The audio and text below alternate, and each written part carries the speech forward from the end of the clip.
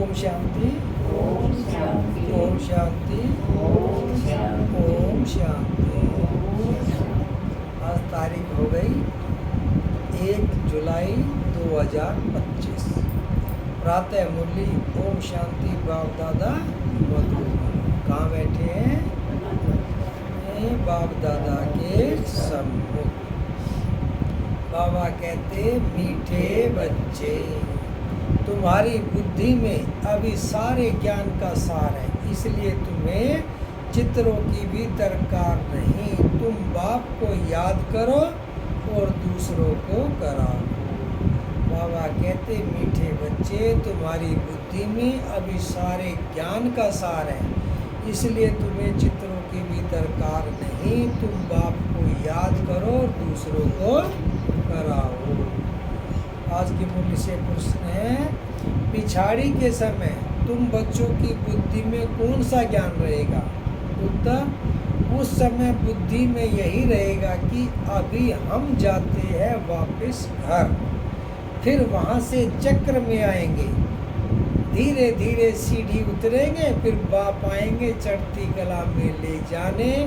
अभी तुम जानते हो, पहले हम सूर्यवंशी थे, फिर चंद्रवंशी बने, इसमें चित्रों की दरकार नहीं।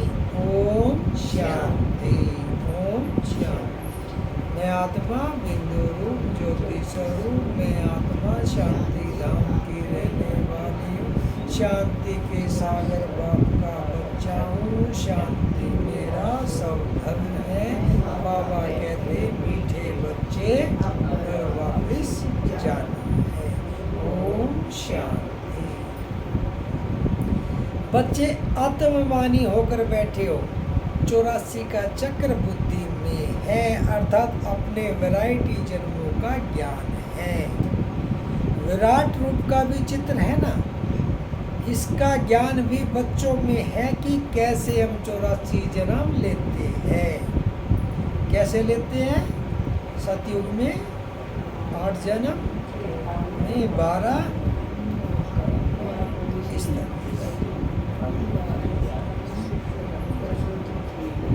कैसे जन्म लेते हैं? मूल वतन से पहले पहले देवी देवता धर्म में आते हैं। यह ज्ञान बुद्धि में है, इसमें चित्र की कोई दरकार नहीं। हमको कोई चित्र आदि याद नहीं करना है। अंत में याद सिर्फ यह रहेगा कि हम आत्मा हैं। क्या याद रहेगा? कि हम आत्मा हैं, मूल वतन की रहने वाली है, यहाँ हमारा पार्ट है। कहाँ की रहने वाली है? मूल वतन की, और यहाँ हमारा पार्ट है। यह भूलना नहीं चाहिए। यह मनुष्य सृष्टि के चक्र की ही बातें है और बहुत सिंपल है। इसमें चित्रों की बिल्कुल दरकार नहीं, क्योंकि यह चित्र आदि सब है भक्ति मार्ग की चीजें। ज्ञान मार्ग में तो है पढ़ाई, पढ़ाई में चित्रों की दरकार नहीं। इन चित्रों को सिर्फ करेक्ट किया गया है। जैसे वह कहते हैं गीता का भगवान श्री कृष्ण है, और हम कहते हैं क्या है? गीता का भगवान शिव, शिव परमात्मा। लौकिक वाले तो कहते हैं गीता का भगवान श्री कृष्ण है, और हम कहते हैं शिव है। यह भी बुद्धि से समझने की बात है। बुद्धि में यह नॉलेज रहती है, हमने 84 का चक्कर लगाया है, अब हमको पवित्र बनना है। पवित्र बन फिर नए सिर चक्कर लगाएंगे। यह है सार जो बुद्धि में रखना है। जैसे बाप की बुद्धि में वर्ल्ड की स्टीजाग्राफी व 84 जन्मों का चक्र कैसे फिरता है, वैसे तुम्हारी बुद्धि में है। पहले हम सूर्यवंशी फिर चंद्रवंशी बनते हैं। चित्रों की दरकार है नहीं।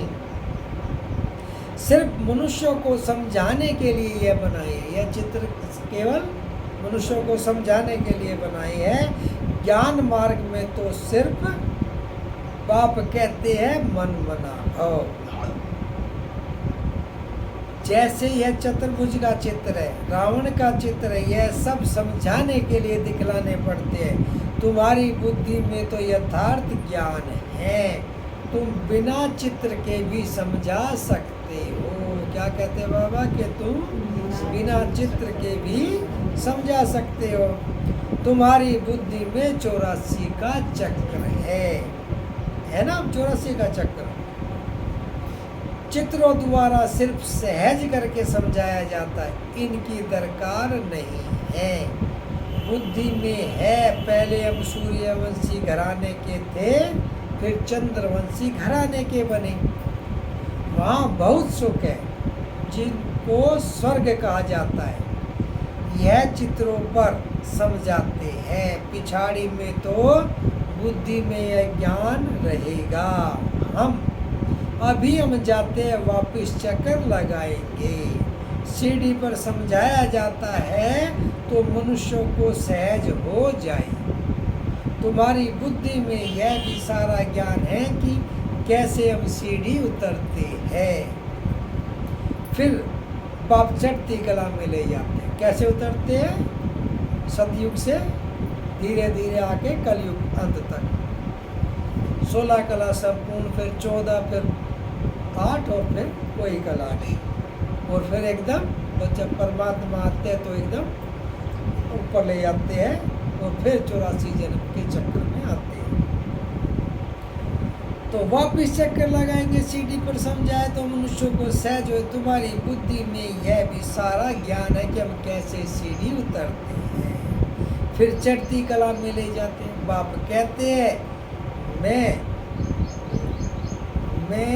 तुमको इन चित्रों का सार समझाता हूँ। जैसे गोला है तो उस पर समझा सकते हैं। यह 5000 वर्ष का चक्र है।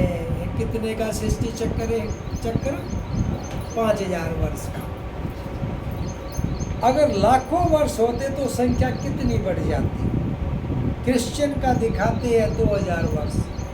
इसमें कितने मनुष्य होते हैं? 5000 वर्ष में कितने मनुष्य होते हैं? यह सारा हिसाब तुम बतलाते हो। सतयुग में पवित्र होने के कारण थोड़े मनुष्य होते हैं।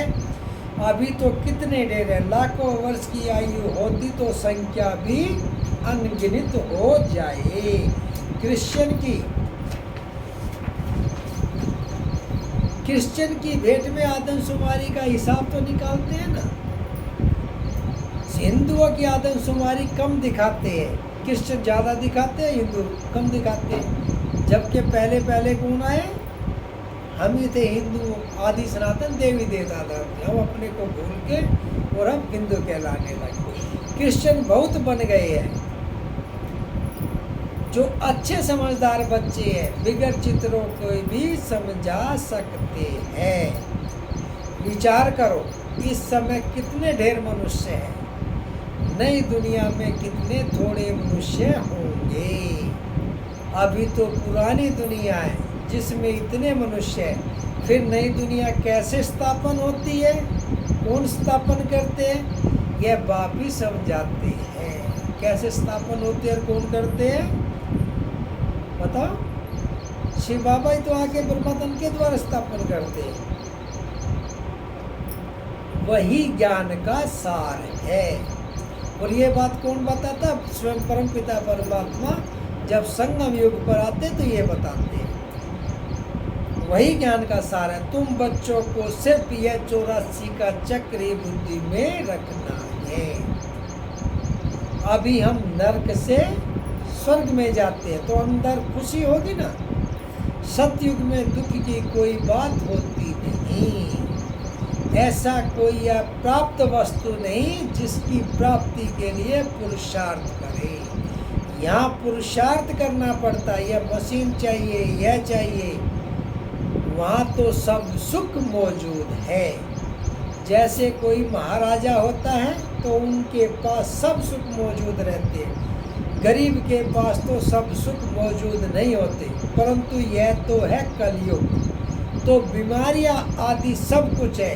अभी तुम पुरुषार्थ करते हो नई दुनिया में जाने के लिए। स्वर्ग नरक यहाँ ही होता है। क्या कहते हैं बाबा? स्वर्ग नरक यहाँ ही होता है। यह सूक्ष्म वतन की जो रमत गमत है यह भी टाइम पास करने के लिए। जब तक कर्मातीत अवस्था हो, टाइम पास करने के लिए यह खेल पाल है। कर्मातीत अवस्था आ जाएगी, बस तुमको यही याद रहेगा कि हम आत्मा ने 84 जन्म पूरे किए, अब हम जाते हैं घर। कर्मातीत अवस्था कब आएगी? जब ये होगा कि 84वां जन्म है, अपना पाठ पूरा किया और हम जाते हैं अपने घर। फिर आकर सतो प्रधान दुनिया में सतो प्रधान पाठ बजाएंगे। फिर सतयुग में आएंगे और सतो प्रधान पाठ बजाएंगे। यह ज्ञान बुद्धि में लिया हुआ है, इसमें चित्र आदि की दरकार नहीं। जैसे बैरिस्टर कितना पढ़ते हैं, बैरिस्टर बन गए, बस जो पाठ पढ़े वह खल्लास, रिजल्ट निकली प्रारब्ध की। तुम भी पढ़कर फिर जाए रजाई करेंगे, वहाँ नॉलेज की दरकार नहीं। कहाँ? सतयुग में, चंद्रवंश सतयुग में और त्रेता में, वहाँ पढ़ाई की दरकार नहीं है, नॉलेज की दरकार नहीं।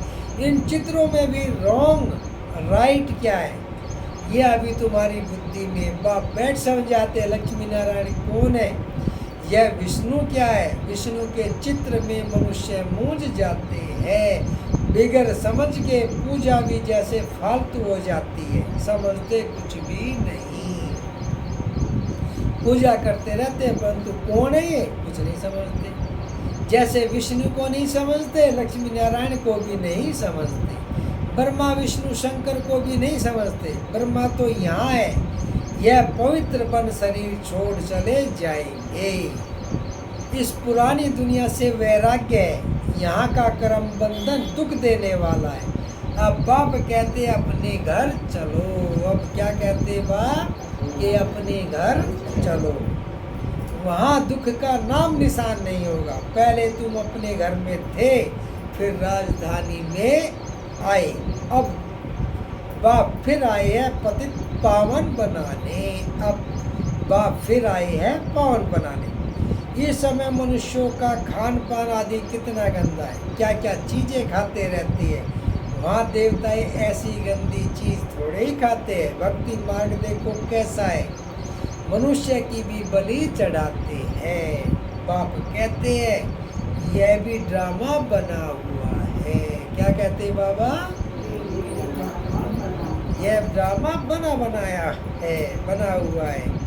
पुरानी दुनिया से फिर नई जरूर बननी है। अभी तुम जानते हो हम सतो प्रधान बन रहे हैं, यह तो बुद्धि समझती है ना। इसमें तो चित्र न हो तो और ही अच्छा।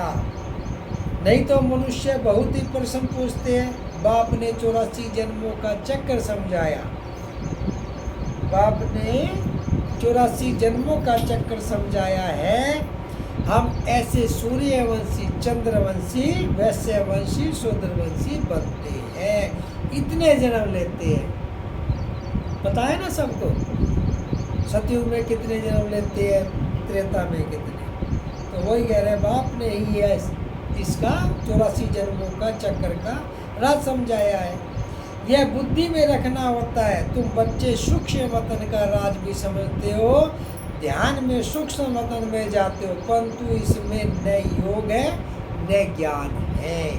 यह सिर्फ एक रस्म है, समझाया जाता है कैसे आत्मा को बुलाया जाता है। फिर आती है तो रोते हैं, पश्चाताप होता है, हमने बाबा का कहना नहीं माना। यह सब है बच्चों को समझाने के लिए। पुरुषार्थ में लग पड़े, गफलत न करे। क्यों दिखाते हैं ऐसा? कि बच्चे समझे और पुरुषार्थ में लग पड़े, कोई गफलत ना। बच्चे सदा ही अटेंशन रखे कि हमें अपना टाइम सफल करना है, वेस्ट नहीं करना है।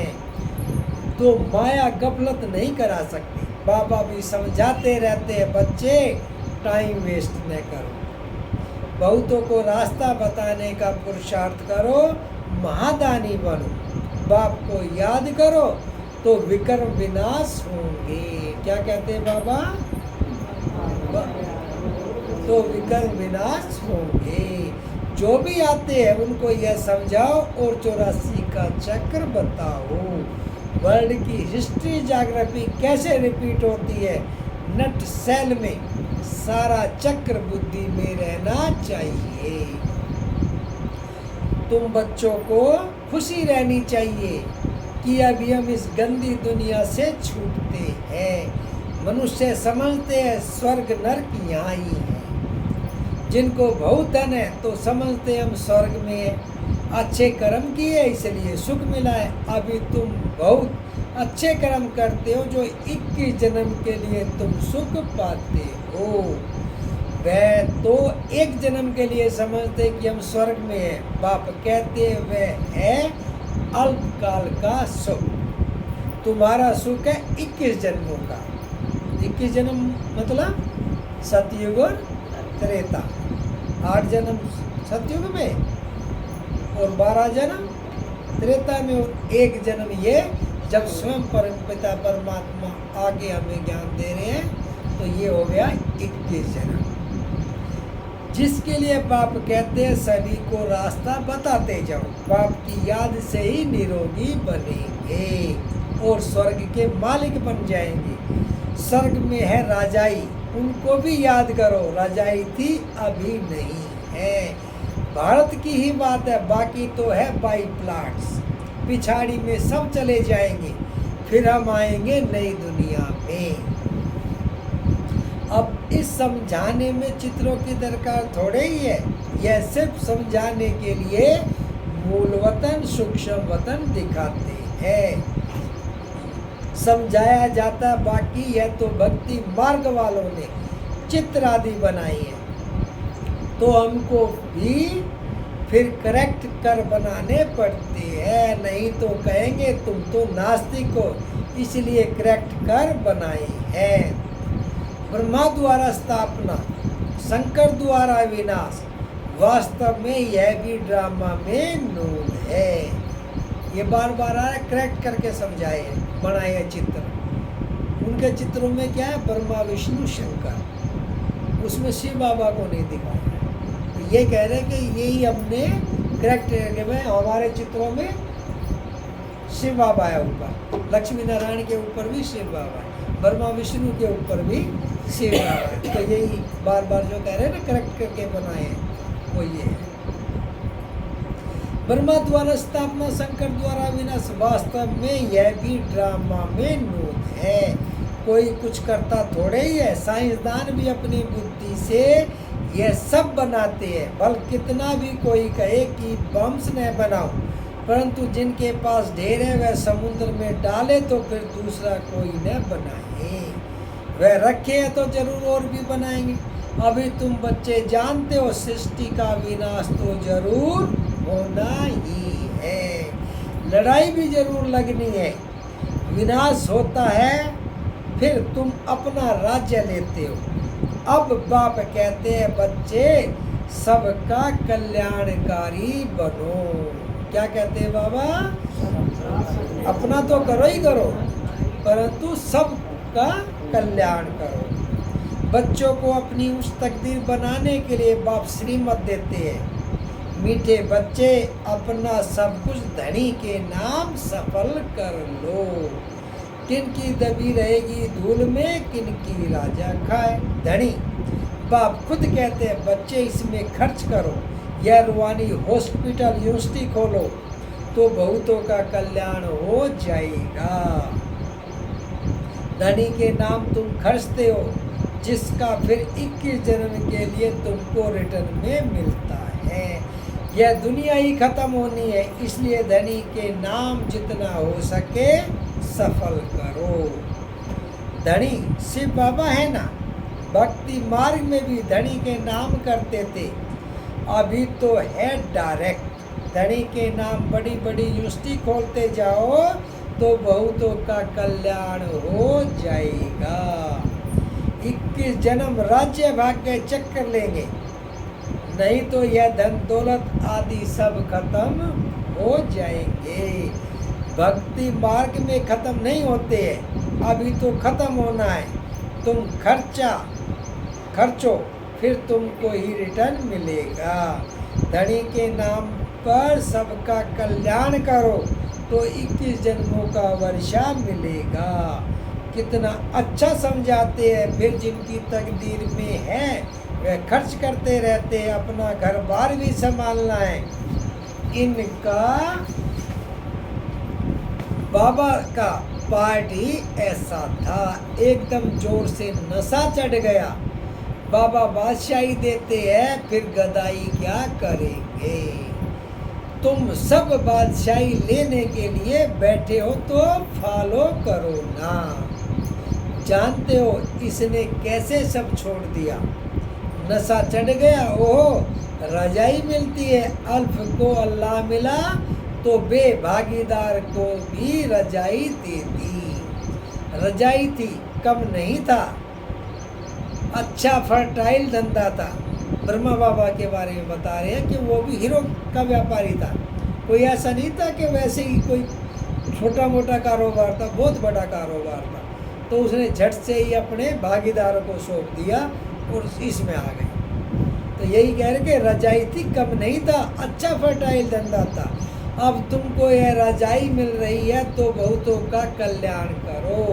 पहले भट्टी बनी, फिर कोई पककर तैयार हुए, कोई कच्चे रह गई। गवर्नमेंट नोट बनाती है, फिर ठीक नहीं बनते हैं तो गवर्नमेंट को जला देने पड़ते हैं। आगे तो चांदी के रुपए चलते थे, सोना और चांदी बहुत था। अभी तो क्या हो रहा है, कोई की राजा खा जाते, कोई की डाकू खा जाते। डाके भी देखो कितने लगते हैं, फेमन भी होगा। यह है ही रावण राज्य। राम राज्य सतयुग को कहा जाता है। राम राज्य किसको कहा जाता है? सतयुग को। बाप कहते हैं तुमको इतना ऊंच बनाया, फिर कंगाल कैसे बने। सतयुग में हम 16 कला संपूर्ण, फिर कह रहे कंगाल कैसे बने। अब तुम बच्चों को इतनी नॉलेज मिली है तो खुशी होनी चाहिए। दिन प्रतिदिन खुशी बढ़ती जाएगी। जितना यात्रा पर नज़दीक होंगे उतनी खुशी होगी। तुम जानते हो शांति धाम सुख धाम सामने खड़ा है। बाबा कहते जितना नज़दीक जाएंगे उतनी खुशी होगी। जैसे कोई बाहर से आता है तो अपना गांव नज़दीक आता है तो सब भूल जाते हैं। अब तो हमारा घर आ गया, कितनी तकलीफ थी वो सब खत्म हो जाती है, बस सब घर आ गए। तो इसी तरह बाबा कहते हैं जब पवित्र बन के जाएंगे, जितना बाबा के नज़दीक जाएंगे उतना ही खुशी होगी। अब तुम बच्चों को इतनी नॉलेज मिली है तो खुशी होनी चाहिए। दिन प्रतिदिन खुशी बढ़ती जाएगी। जितना यात्रा पर नज़दीक होंगे उतनी खुशी होगी। तुम जानते हो शांति धाम सुख धाम सामने खड़ा है। वैकुंठ के झाड़ दिखाई पड़ रहे हैं, बस अब पहुँचे कि पहुँचे। अच्छा मीठे मीठे सिगिल दे बच्चों प्रति माता पिता बाप दादा का याद प्यार और गुड मॉर्निंग। रूहानी बाप की रूहानी बच्चों को नमस्ते। हम रूहानी बच्चों की रूहानी बाप दादा को याद प्यार गुड मॉर्निंग और नमस्ते नमस्ते सदा रहो नमस्ते। बनो फरिश्ते चलो परम धाम के रास्ते। धारणा के लिए मुख्य साथ पहला, अपना टाइम सफल करने का टेंशन रखना है। माया गफलत न करा सके, इसके लिए महादानी बन बहुतों को रास्ता बताने में बिजी रहना है। माया कब गफलत कराती है? जब हम अलबेले होते हैं। अगर हम बिजी रहेंगे, परमात्मा के कार्य में बिजी रहेंगे तो माया गफलत नहीं करा सकती। दूसरा, अपनी ऊंची तकदीर बनाने के लिए धनी के नाम पर सब कुछ सफल करना है। रूहानी यूनिवर्सिटी खोलनी है। वरदान, ऊंचते ऊंचे ऊंचे ते ऊंचे बाप को प्रत्यक्ष करने वाले शुभ और श्रेष्ठ कर्मधारी भव। जैसे राइट हैंड से सदा शुभ और श्रेष्ठ कर्म करते हैं, ऐसे आप राइट हैंड बच्चे सदा शुभ व श्रेष्ठ कर्मधारी बनो। आपका हर कर्म ऊंचे ते ऊंचे बाप को प्रत्यक्ष करने वाला हो, क्योंकि कर्म ही संकल्प व बोल को प्रत्यक्ष प्रमाण के रूप में स्पष्ट करने वाला होता है। कर्म को सभी देख सकते हैं, कर्म द्वारा अनुभव कर सकते हैं, इसलिए चाहे रूहानी दृष्टि द्वारा, चाहे अपने खुशी के रूहानियत के चेहरे द्वारा बाप को प्रत्यक्ष करो, यह भी कर्म ही है। स्लोगन। रूहानियत का अर्थ है नैनों में पवित्रता की झलक और मुख पर पवित्रता की मुस्कुराहट हो। स्लोगन है रूहानियत का अर्थ है नैनों में पवित्रता की झलक और मुख पर पवित्रता की मुस्कुराहट हो। अव्यक्ति सारी संकल्पों की शक्ति जमा कर श्रेष्ठ सेवा के निमित्त बनो। संकल्पों की शक्ति जमा कर श्रेष्ठ सेवा के निमित्त बनो। जैसे आजकल सूर्य की शक्ति जमा कर कई कार्य सफल करते हैं, ऐसे आप संकल्प की शक्ति जमा करो तो औरों में भी बल भर सकते हो, अनेक कार्य सफल कर सकते हो। जो हिम्मतहीन है उन्हें वाणी के साथ साथ श्रेष्ठ संकल्प की सूक्ष्म शक्ति से हिम्मतवान बनाना, यही वर्तमान समय की आवश्यकता है। ओम शांति।